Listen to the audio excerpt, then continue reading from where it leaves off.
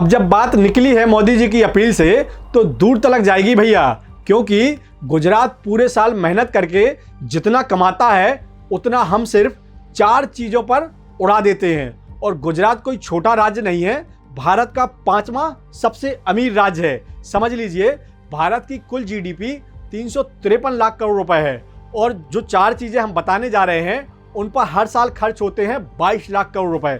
मतलब देश की कमाई का लगभग 6% सिर्फ इन 4 मदों पर खर्च हो जाता है। पहला, कच्चा तेल।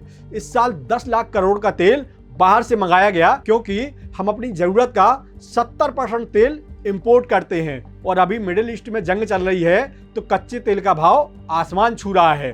दूसरा, सोना। हर साल करीब 6 लाख करोड़ का सोना बाहर से आता है। ऊपर से ये ट्रेंड देखो, अब लोग गहनों से ज्यादा निवेश के लिए सोना खरीद रहे हैं। तीसरा, विदेश यात्रा। हम भारत वालों ने पिछले साल ही 3 लाख करोड़ से ज्यादा विदेशों में खर्च किए, यानी पैसा देश से बाहर गया और वापस नहीं आया।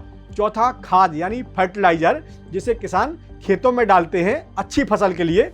वो फर्टिलाइजर विदेशों से 1.5 लाख करोड़ का इंपोर्ट हुआ और पिछले साल से 76% महंगा मिला है, क्योंकि फर्टिलाइजर का सबसे बड़ा सप्लायर कतर है, जो अभी ये देश ईरान के हमलों के बीच फंसा हुआ है।